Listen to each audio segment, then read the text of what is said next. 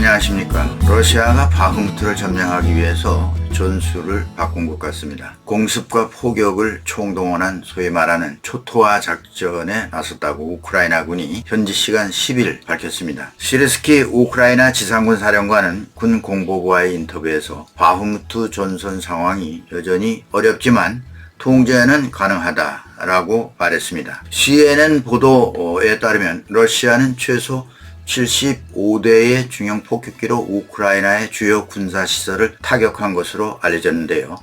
러시아 공격 목표물은 비행장 또는 방공 레이더 기지 등으로 우크라이나의 방공 시스템을 무력화하기 위한 전술로 분석되고 있습니다. 실제 우크라이나군이 보유한 S-300 같은 방공자산, 북 M1 방공자산이 상당량 소모되었다는 사실도 전해지고 있는데요. 정확한 수량은 나오지 않았습니다만 현재 개전 전에 보유하고 있었던 미사일 수량의 절반도 안 남은 것으로 보고 있습니다. 문제는 서방 지원의 나삼스라든가 또는 패트리어트 미사일 이러한 방공 무기가 빠르게 지원되어야 한다는 그런 문제가 제기되고 있죠. 러시아군은 전략무기까지 동원해서 민간인을 고려하지 않는 무차별 포격을 가함으로써 아주 초토화해서 저항 의지를 꺾어버리겠다는 그러한 전술입니다. 이 시리아 내전 때도 반군 지역을 이와 같은 초토화 작전으로 반군을 제압해서 정부군을 도와준 적이 있는데 무엇보다도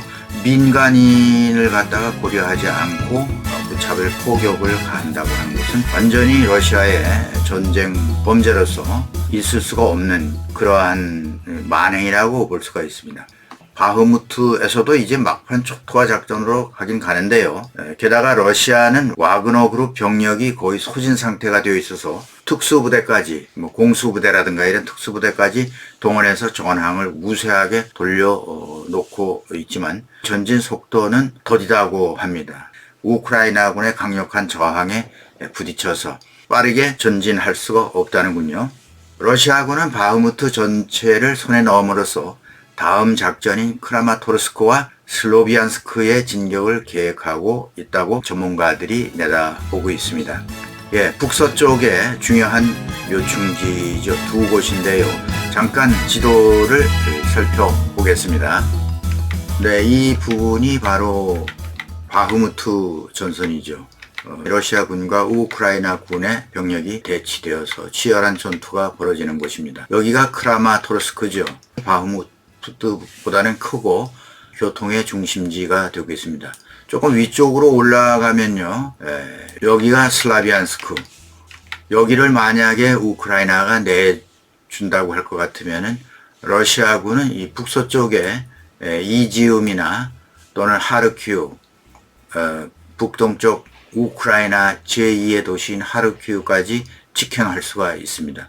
물론 우크라이나는 이 두 도시에 대해서 크라마토르스크와 슬라비안스크의 방어에 대해서 철저하게 지금 대비를 하고 있습니다. 또 우크라이나군 총참모부는 러시아가 바흐무트 서쪽을 공격해서 10여 개의 마을과 도시가 공격을 받았다, 포격을 받았다고 밝혔습니다. 우크라이나군 배후에 있는 교회의 마을을 타격하고 있다는 그런 얘기죠. 또 바흐무트 전선 남부인 아우디우카도 공격을 계속했으나 성과를 내지 못했다고 덧붙였습니다. 젤렌스키 대통령은 러시아군에 포위돼서 병력을 잃을 위험이 있다면 그것 사정에 따라서 결정을 현지에서 내릴 것이다. 이렇게 말하면서 바흐무트 철수를 언급하기도 했습니다. 그렇지만 러시아가 바흐무트 도시 전체를 함락했다던가 또는 러시아군이 우크라이나군 포위 작전에 성공했다라는 그런 소식은 전해지지 않고 있습니다. 다만 도네츠크 인민공화국 수장 데니스 푸시린이 국영TV에 출연했습니다. 여기서 바흐무트를 러시아군이 75% 장악했다 이렇게 밝히고 있고요. 러시아군의 장악 지역이 점차 커지고 있는 것은 사실입니다. 또 영국 국방부는 정보 분석에서 지난 일주일간 러시아의 동부전선 공세는 마린카, 아우디우카 등 도네츠크 지역에서의 전선을 광범위하게 넓히고 있으며 별 소득은 없으면서 소모전을 계속 감행하고 있다고 밝혔습니다. 하며 러시아의 전선 확대 의도는 우크라이나군의 공세를 차단할 목적으로 우크라이나 군을 분산시키기 위한 그런 목적에 집중하고 있다고 뉴욕 타임스가 평가했습니다. 또 잠시 지도를 한번 살펴보겠습니다. 여기가 바흐무트죠. 이번에는 남부 쪽의 전선에 변화가 다소 생겼다 그런 얘기입니다. 쭉 보면요, 남쪽으로 쭉 내려가면은요, 아우디우카가 이 지점이죠. 아우디우카 공방전에서 상당한 타격을 러시아군에게 우크라이나군이 타격을 주었다는 얘기입니다. 그리고 조금 더 남부 쪽으로 내려오면 여기 글씨가 잘 안 보입니다만 러시아 대대 2개가 보입니다만 요 부분이 바로 이 마린카입니다. 아우디우카. 그 다음에 쭉 올라가서 바흐무트, 크라마토르스크, 조금 더 올라가면 슬라비안스크. 이쪽 지역을 우크라이나가 내주게 되면 큰 문제가 생기는 거죠. 따라서 러시아 군대의 소모전을 의도하고 이쪽으로 묶어두기 위해서 바흐무트 전선이 오랜 동안 공방전이 치열했던 것이라고 보면 되겠습니다. 다시 돌아가서요. 네, 오늘은 그 남부전선 자포리자 쪽의 전선도 알아보겠습니다. 자포리자주는 동부전선 돈바스 지역과 2014년 병합된 크림반도 남부전선을 이어주는 요충지이기 때문에 개전 초기부터 집중 공세를 받았습니다. 현재 자포리자주의 약 3분의 2를 러시아가 장악하고 있는 그런 상태이죠. 자포리자주 제2의 도시인 멜리토폴의 경우 침공 사흘 만에 러시아군에 점령됐습니다. 자포리자주의 주도는 자포리자시지만은 아직 우크라이나가 이 자포리자시는 통제하고 있습니다. 그런데 멜리토폴은 점령됐죠. 자포리자주의 두 번째 큰 도시 멜리토폴입니다. 멜리토폴은 우크라이나 남동부 자포리자주에 있는 도시인데요. 아조우해에서 50km 떨어져 있습니다. 그러니까 아조우해 바다에 조금 멀리 면해 있는 그런 도시라고 볼 수 있는데 아주 중요한 교통의 요지죠. 남부에 있어서는요. 인구 규모는 약 15만 명 정도인데요. 2차 세계대전 때에도 여기가 격전지였고 나치 독일이 1941년에 이 지역을 점령했습니다. 소련을 공격하기 위해서요. 그러다가 43년에 소련이 다시 탈환했는데요. 역시 그 지도를 한번 살펴보겠습니다. 네, 우크라이나가 러시아에 의해 점령된 지역을 이렇게 갈색으로 붉은색으로 표시해 놨습니다. 이 부분이 바로 멜리토폴이죠. 멜리토폴. 여기가 멜리토폴입니다. 예. 그리고 여기 자포리자시, 자포리자 원자력 발전소가 있는 그런 중요한 지점이죠. 네, 이쪽으로는 드니프로 강이 쭉 흘러서 여기 헤르손. 집중적으로 여기는 우크라이나 부대들이 주둔하고 있는데요. 잘 안 보입니다. 헤르손입니다. 헤르손, 자포리자, 멜리토폴. 멜리토폴에서 도네츠크로 가려면은 베르단스크라고 하는 항구 도시가 조그만 게 있습니다. 여기를 거쳐서 마리우폴 공업도시 항구 도시를 거쳐서 그리고 여기가 도네츠크죠. 이렇게 해서 멜리토폴을 우크라이나가 탈환할 경우에는 이 전체 지역이 크림반도죠. 이 크림반도가 고립이 됩니다. 크림반도에서 도네츠크로 가려면은 멜리토폴을 거쳐서 베르단스크, 마리우폴 이런 해안 도시를 거쳐야 보급선이 이루어지는 거죠.